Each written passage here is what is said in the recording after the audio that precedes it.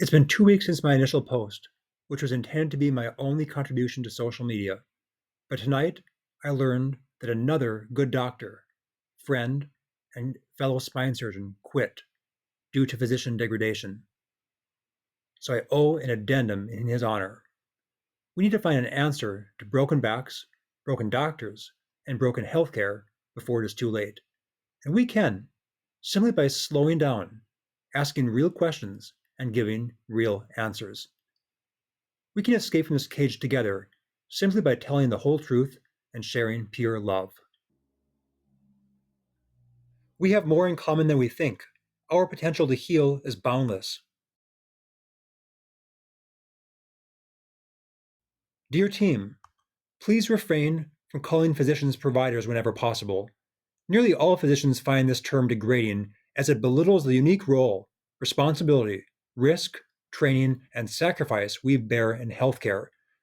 Physicians are okay with provider when it is used in a way to include physicians and advanced practice providers, PAs and NPs. However, PAs and NPs do not perform surgery. The only people who perform surgery are physicians. So when addressing surgeons only, and in particular when addressing the roles only they perform, please refer to them as surgeon or physician, not provider. I have no problem being called my first name, but provider is an unintended insult that causes significant harm to our organization's people and purpose. If provider must be used among administrative staff for business reasons, that is one thing, but a line is crossed when physicians are addressed as provider in relation to the roles and responsibilities that only physicians bear. This is not an isolated event or a personal critique. This phenomenon is one of many that are causing us in healthcare to drift apart, as it is paramount that we work together effectively, both for business success and patient health. Mutual respect is essential. Thank you. P.S. This is not sentiment. A toxic culture causes real harm to business and patients. A colleague recently asked, in frustration, I fully support addressing these challenges, but am unsure of the best approach to drive real change. I welcome any thought and time for discussion. Here's my answer. Tell the truth, the whole truth, every time and everywhere. Let staff know directly and immediately when their behavior causes harm. Most are not bad people. They are simply unaware and can be coached towards excellence. Appeal to their own humanity to try to convince them to improve. In cases that are more egregious, use the written word to inform leadership of the need for culture change and coaching. In-person meetings with stakeholders are essential to such engagement, but never partake in zero-sum games. In these, everyone loses. And then let go to some degree, because as you mentioned, there's only so much we can control. The culture problems we see in healthcare, in particular neurotic chatting, passive-aggressive behavior, and loss of purpose and compassion, are a microcosm of contemporary society, unfortunately. But we must at least try, as every moment in life is an answer to a question, and how can we not live in answer to the problems we see? We'll have plenty of time to let go after we die. We have more in common than we think, and our potential to heal is boundless.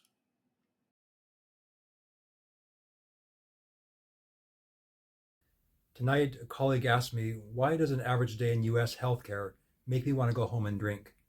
To that I responded, that's the right question, but the wrong answer.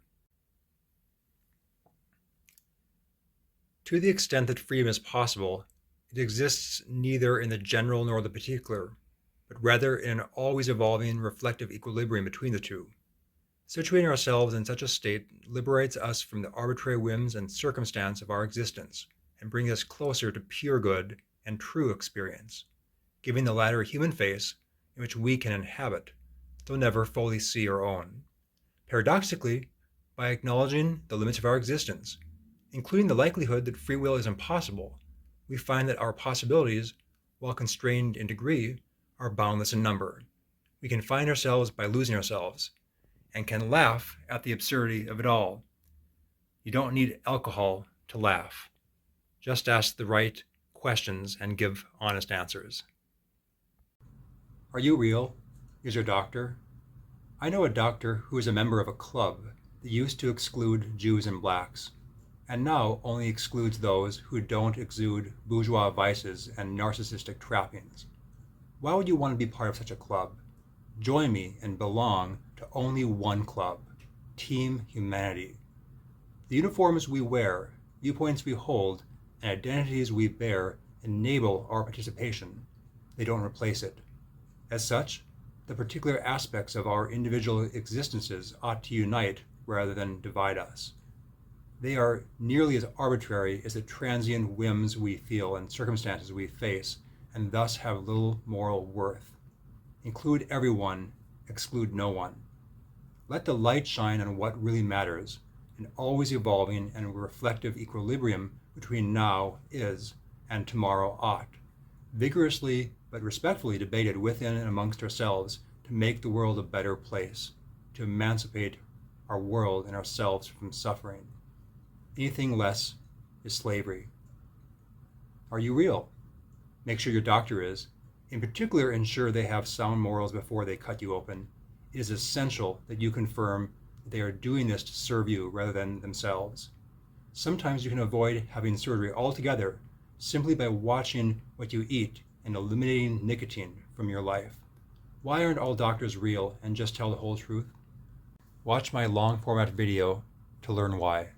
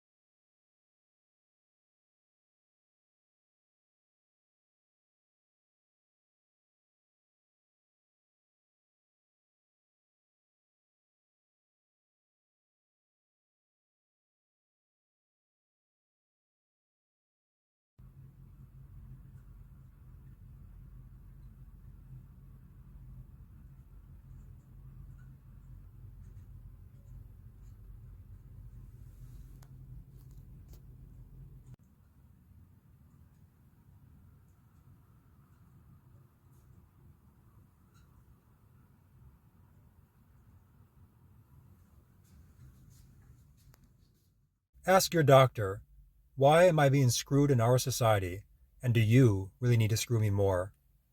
Sometimes it is necessary for screws to be placed in your back, but generally it is not. If your surgeon tells you that this is the only option, ask about the long-term consequences and outcomes, and ask if there are other options like decompression alone or no surgery at all. If you don't get a satisfactory response, get a second opinion, preferably from a doctor who has no incentive to do anything more than what is needed and views your life as an end to itself rather than as a means to their end. There are unfortunately few such doctors in this country. Most people suffering from back pain don't benefit from surgery and instead should lose weight or quit nicotine or learn to live around the pain, because some degree of pain is a normal part of life and the pill is often worse than the disease. Why doesn't my profession more aggressively confront the fact that some of our surgeries are no better, and often worse, than no surgery at all? Instead, our national medians are saturated with and funded by innovative ways to screw people more rather than fully confronting and strongly responding to basic truths? Well, to answer that question, you'll have to watch the long-form version of this talk. Your answer may differ from mine, and our ability to change a diseased world is certainly limited in today's social and political environment, but it is essential to our health to live some answer to the problems we see every moment.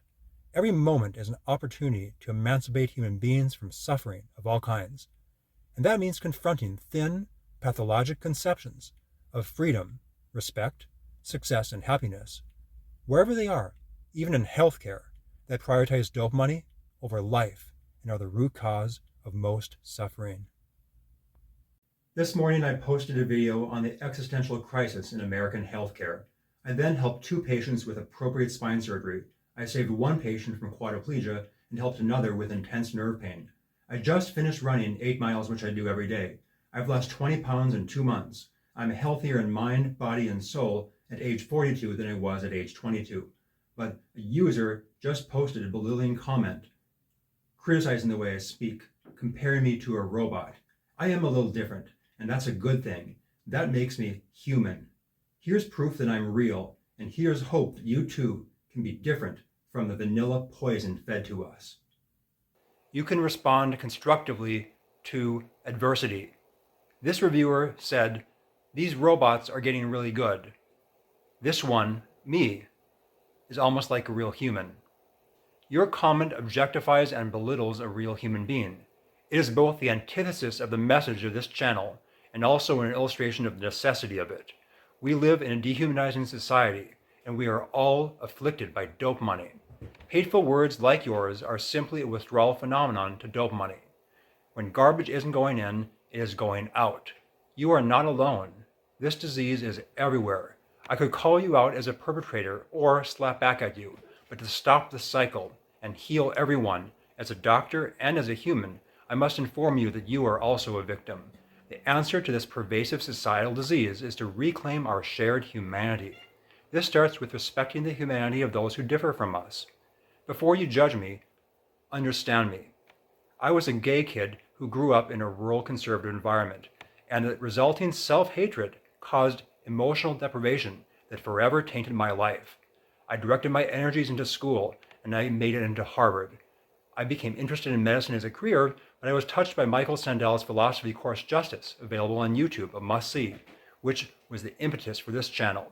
As a neurosurgeon, I have saved thousands of lives and of course have been unable to save others. I see life and death and extreme pain every day. I bear witness to the fragility of life. My training was grueling. With so many human lives in my hands, I still work exhaustively every day.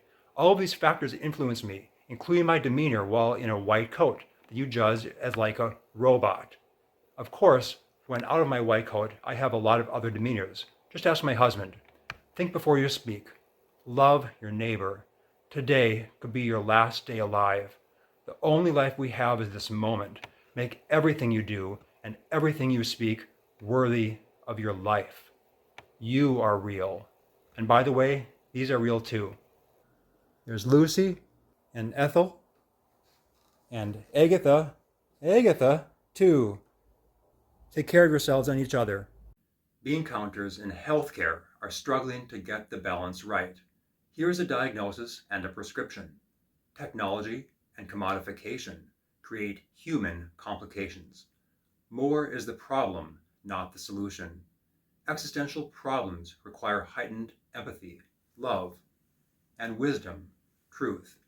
Moral philosophy heals moral injury. Embrace existentialism as an antidote to the inevitable nihilism that results from degrading patients as customers and doctors as providers. We are not pawns in your chess game. Patients are kings, most important, and doctors are queens, most instrumental. Actually, we are not chess pieces at all. Everyone loses when zero-sum games are played with matters of moral importance. Reawakening the purpose of healthcare will save lives and brighten balance sheets. Authenticity and effectiveness are not mutually exclusive. To thrive, we must all be on the same side. Team humanity. Once you escape one cage, you have the advantage to see others. Look around. We're in a three-dimensional chessboard, and all who enter are pawns in a Machiavellian game of technocratic hubris and Kool-Aid. But the Wizard of Oz is the greatest fool, suffocated by green. You and I didn't start the game, but we'll win anyway, with truth and love.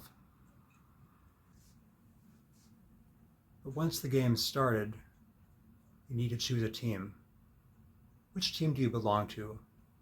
Belong to only one team, Team Humanity. The uniforms we wear, viewpoints we hold, and identities we bear enable our participation. They don't replace it. As such, the particular aspects of our individual existences ought to unite rather than divide us. They are nearly as arbitrary as the transient whims we feel and circumstances we face, and thus have little moral worth. Let the light shine on what really matters, an always evolving and reflective equilibrium between now is and tomorrow ought, vigorously but respectfully debated within and amongst ourselves, to emancipate a world from suffering every moment. Anything less is slavery.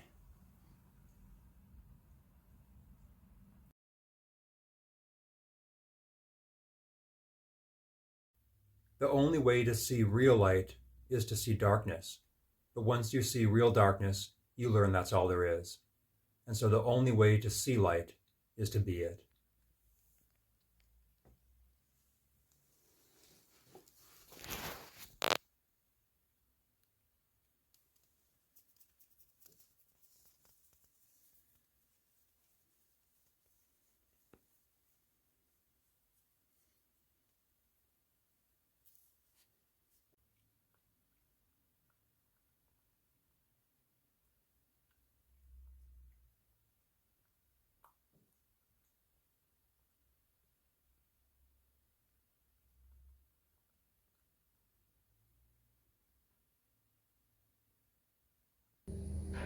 Be that much needed breath of fresh air, that breath of life.